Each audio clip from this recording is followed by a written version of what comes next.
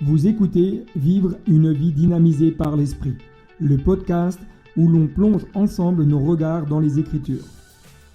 Je m'appelle David Claric et sur ce podcast, je vous partage un temps de réflexion sur le thème Face à face.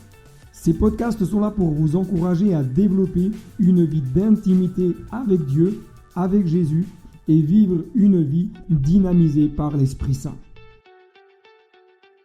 Bonjour à tous, j'espère que vous allez bien. Aujourd'hui, je vous propose de partager un temps de réflexion sur le thème Face à face. Avant d'aller plus loin, prenons un temps simplement de lecture dans le livre de l'Exode, chapitre 33, verset 11. L'Éternel parlait avec Moïse face à face, comme un homme parle à son ami. Puis Moïse retourna au camp, mais son jeune serviteur Josué, fils de Nun, ne sortait pas du milieu de la tente. En introduction des versets suivants, où il nous est parlé de ce qui fait la différence entre le peuple de Dieu et les nations étrangères, le texte que nous venons simplement de partager est comme un rappel de ce que Dieu veut que nous vivions avec lui. Alors, je ne sais pas vous, mais on peut se rendre compte que bien souvent, les croyants d'aujourd'hui pensent qu'il n'y a que certains types de ministères qui peuvent vivre une telle relation comme celle de Moïse. Vivre une telle relation face à face avec Dieu, avec Jésus, avec le Saint-Esprit. Moïse avait ce privilège, non pas de voir Dieu face à face, puisque la Bible est très claire. Le verset 20 nous dit que l'homme, l'être humain, ne peut pas voir Dieu et vivre. Il nous faut comprendre que Dieu dans sa nature est saint et que nul ne peut ni ne pourrait prétendre voir Dieu dans toute sa sainteté et vivre. Chacun d'entre nous, nous en conviendrons, nous sommes bien trop pécheurs pour cela. Cependant, Moïse, il est dit qu'il pouvait vivre des temps de cœur à cœur, de face à face.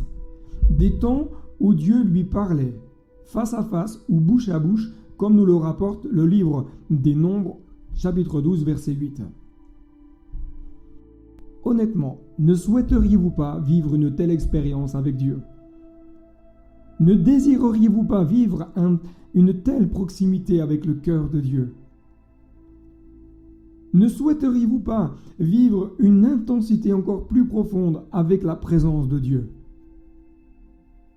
Vous pensez peut-être que vous êtes trop pécheur pour cela, que vous êtes trop imparfait, que vous faites encore trop d'erreurs. À l'époque, de telles révélations étaient rares. Et bien souvent, c'était des ministères comme celui de Moïse qui pouvaient vivre une telle expérience. Mais pour nous aujourd'hui, qu'en est-il ? Tout d'abord, rappelez-vous que vous avez une libre entrée dans le sanctuaire.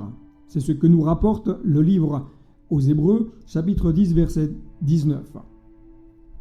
Deuxièmement, Jésus vous appelle non plus serviteur, mais ami.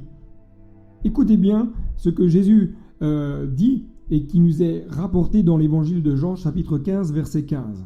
« Je ne vous appelle plus serviteur, puisque le serviteur ne sait pas ce que fait son Seigneur.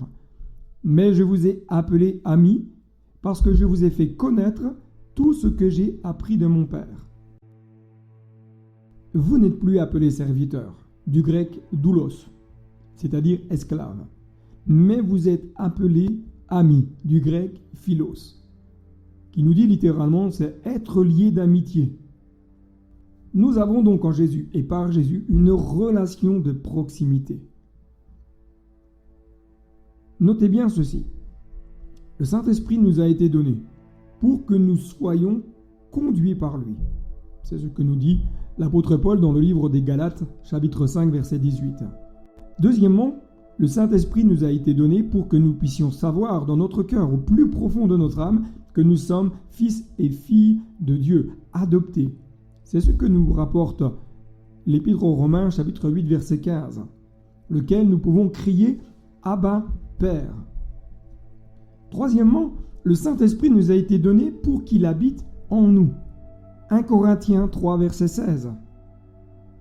Il est important que vous puissiez comprendre et réaliser que le Saint-Esprit est venu faire sa demeure en vous. Il est là au plus profond de votre être. Quatrièmement, le Saint-Esprit nous a été donné pour qu'il nous enseigne. C'est Paul qui en parle dans l'Épître aux Corinthiens, chapitre 2, verset 13. Et l'Évangile de Jean, chapitre 14, 26, ce sont les paroles mêmes de Jésus. Le Saint-Esprit nous a été donné pour nous enseigner ce qui vient du cœur même de Dieu. Un autre point qu'il est important que vous puissiez garder dans votre cœur, c'est que le Saint-Esprit nous a été donné pour que nous ayons et que vous ayez la force de marcher non selon la chair, mais selon l'Esprit. Galates, chapitre 5, verset 16. Le Saint-Esprit nous a été donné également pour qu'on puisse être équipé de puissance. Acte 1, 8. Nous avons besoin de cette puissance, de cette dynamique, de cette force surnaturelle qui vient du ciel pour nous aider dans notre quotidien. Le Saint-Esprit nous a été donné pour être remplis de joie par l'Esprit. 1 Thessaloniciens, chapitre 1, verset 6. Avant-dernier point, le Saint-Esprit nous a été donné pour que nous puissions vivre une vie d'abondance par l'Esprit. Romains, chapitre 15, verset 13.